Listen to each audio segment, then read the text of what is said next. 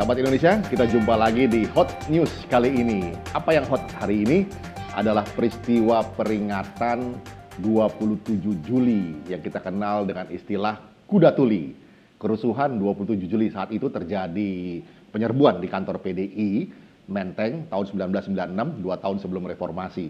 Nah, peristiwa ini rencananya akan dilakukan semacam peringatan, tapi dalam bentuk demonstrasi oleh sekelompok pihak. Bahwa berdemonstrasi atau unjuk rasa itu adalah hak demokrasi setiap warga negara. Hanya caranya dan tujuannya harus jelas demi kebaikan tentunya. Nah, peristiwa ini memicu banyak polemik. Ada banyak analisa, ada banyak pendapat di belakang ini. Karena akhirnya berujung kepada peristiwa yang agak memalukan, yaitu diinjak-injaknya foto seorang tokoh, kita sebut saja Habib Rizik, oleh sekelompok pihak. Dari Menteng, tujuan demonstrasi pindah ke Senayan. Apa latar belakangnya, bagaimana konstelasi peristiwa ini? Saya sudah bersama dengan seorang penulis sosial politik, Rudi S. Kamri. Nah, apa ini yang terjadi sebetulnya, Mas Rudi? Baik, terima kasih Mas Andri. Ini sebetulnya tujuan awalnya itu kan memperingati Kuda Tuli. Jadi kerusuhan 27 Juli tahun 96 ya. Yang tadi sudah disebutkan bahwa pada waktu itu PDI di bawah Megawati diserbu oleh kelompok orang yang katanya PDIP tandingan versi Suryadi. Tapi versi ini sangat beragam gitu ya. Sampai sekarang juga masih gelap gitu ya. Ini yang dicoba diperingati oleh sekelompok orang ini. Memperingati sesuatu yang mengenaskan bagi saya sih sah-sah saja. Ya. Cuma pertanyaannya adalah mengapa ini diperingati oleh sekelompok orang yang seharusnya memperingatikan teman-teman PDI dan PDIP sekarang ini. Ya, dalam bentuk peringatan, kemudian berdoa bersama, memperingati beberapa bikin renungan, renungan dan sebagainya. Ini justru yang dilakukan oleh kelompok orang yang notabene bukan orang PDIP. Di luar kelompok yang dulu terzolimi. Itu satu. Yang kedua, tempat, lokasi. Lokusnya harusnya di sekretariat PDIP yang sekarang, yang di Diponegoro sekarang. Tapi kenapa diarahkan ke DPR Senayan? Kedua. Yang ketiga adalah kenapa ada pembiasan isu yang ditonjolkan adalah tentang anti khilafah. Ya. Bagi saya orang yang anti khilafah sah-sah saja. Cuma momentumnya ini sangat tidak tepat.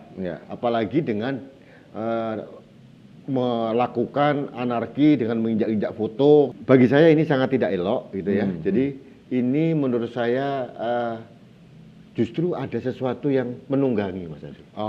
Ya. Jadi menurut saya ini tidak murni gitu ya. Sehingga saya mengkhawatirkan ini terjadi konflik horizontal gitu ya. Dan terbukti beberapa kelompok yang merasa tokohnya itu diperlakukan dengan tidak patut gitu, mereka menyerang, persekusi dan sebagainya. Kemudian terjadi konflik horizontal. Ini sebenarnya tidak kita harapkan. Jadi memang apakah ada kesengajaan ingin melakukan konflik, membenturkan secara horizontal ini? Saya kok menduga ada desain seperti itu. Ya, karena bagi saya ini kan sangat mohon maaf ini. Beberapa tokoh yang saya sangat mengenal beliau-beliau ini ya. Pertanyaannya, ini peringatan Kuda Tuli gitu ya. Jelas-jelas adalah penzoliman PDIP oleh penguasa waktu itu gitu ya. Kenapa kok diarahkan ke DPR gitu ya, ke Senayan, lokusnya juga berbeda, kemudian temanya berbeda, temanya juga belok gitu ya. Ini sesuatu yang menurut saya tidak pada tempatnya itu. Dan ini sayang sekali teman-teman kita, saudara-saudara kita sendiri akhirnya dibenturkan di konflik di akar rumput ini. Ini yang berbahaya. Iya, sahabat Indonesia, perbenturan horizontal yaitu di antara rakyat sendiri. Ini satu hal yang perlu dihindari dengan memiliki daya kritis untuk melihat satu fenomena itu bukan hanya dari permukaan saja. Jadi seperti disampaikan tadi Mas Rudi, ada kecurigaan atau ada teori yang mengatakan bahwa ada skenario, ada grand design di belakang ini semua, yang ujung-ujungnya mau membenturkan secara horizontal. Nah, kalau terjadi masalah benturan horizontal ini, Mas Rudi, siapa yang diuntungkan? Tidak ada yang diuntungkan kecuali aktor intelektual di belakangnya. Nah, itu dia. Itu dia ya kan. Sebetulnya begini Mas Adi, saya lebih fokus pada kinerja dari intelijen kita. Ya, kalau memang ada skenario pembenturan konflik horizontal ini, harusnya terdeteksi oleh intel kita kan. Iya. Kemana intelijen kita? Kenapa ini harus terjadi dan dibiarkan terjadi?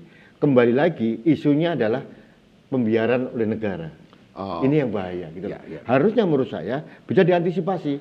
Jangan sampai terjadi konflik horizontal di antara kita. Ya, Kelompok ya. yang melakukan demo tanggal 27 adalah kelompok nasionalis juga gitu ya. Ya. Kelompok yang menyerang dengan beberapa pertimbangan juga punya sentimen tertentu sehingga mereka marah gitu loh. Ya, Harusnya ya. dihindari. Saya mempunyai pandangan begini. Harusnya teman-teman ini mulai diajak untuk masuk ke tataran lebih tinggi. Ya. Dialektika yang lebih tinggi Ya. untuk saling berbeda pendapat itu sah Ya, gitu ya. ya. Tapi harus dibangun dengan tataran yang lebih intelektual, Ya. saling berdiskusi, saling memberikan argumen gitu. Ya. Tidak lagi dalam tataran konflik horizontal secara fisik. Ya, ya. Dan ini sekali lagi kita harus waspada. Ya. Saya mencurigai ini ada grand design dari aktor intelektual yang ingin negara ini rusuh. Ya. Gitu. Pertanyaannya gini Mas Andri, kemana intelijen negara? Kenapa para intelijen kita tidak bisa mengantisipasi atau mencegah hal ini terjadi? Ya, ini penting sekali, jangan sampai keburu terjadi pertumpahan darah anak-anak bangsa sendiri. Ini yang harus kita hindari. Tadi ajakan dari Mas Rudi adalah kita naik ke tataran berikutnya di dalam wacana atau diskursus sosial. Bukan lagi sekedar fanatisme dengan emosi, tetapi dengan daya kritis dan intelektual atau inteligensi yang dipakai. Supaya demokrasi kita pun naik kelas. Perbedaan pendapat itu hal yang biasa. Ya.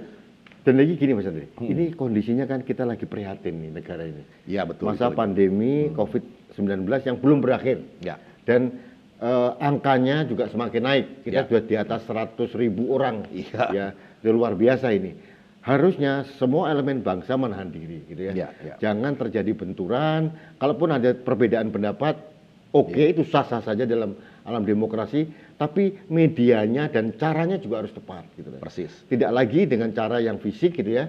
Mereka-mereka ini orang Indonesia loh Mas. Ya. Jujur aja. Ya. Ya. Saya banyak tidak sependapat dengan kelompok-kelompok yang pro khilafah. Ya. Ya. Tapi saya tidak akan memusuhi mereka secara pribadi gitu. Ya. Ya. Ini yang harus kita hindari, bahwa paparan intelektualitas mereka harus dinaikkan tingkatannya, dan negara harusnya memfasilitasi. Persis. Ya, Ya. jangan lagi negara membiarkan anarki terus berkelanjutan seperti Terus ini. berputar ya. Dan ini pembelajaran yang tidak baik untuk generasi muda. Iya. Apa yang kita lakukan? Teman-teman milenial ini, adik-adik milenial kita juga muak dengan kelihatan ini. Persis. Demo setiap hari, kondisi pandemi, melakukan demo tidak mengikuti protokol kesehatan gitu ya. Iya. Ini kan suatu contoh yang tidak baik gitu Iya. loh. Jadi kita harus mulai, beberapa elemen bangsa saya himbau Mas Andi, mulai menahan diri lah gitu loh. Keluarkan pendapat, berbeda pendapat sah-sah saja. Iya. Tapi lakukanlah dengan elegan dan secara intelektual gitu. Iya. Sehingga kita memberikan pembelajaran pada lebih baik lagi. Ya. Ya, sahabat Indonesia, berbeda pendapat adalah hal yang biasa. Mari kita berdebat, mari kita berbeda pandangan dalam kondisi yang bermartabat, bukan dengan cara-cara yang norak begitu ya. Demikian, sahabat Indonesia, kita jumpa lagi di event berikutnya.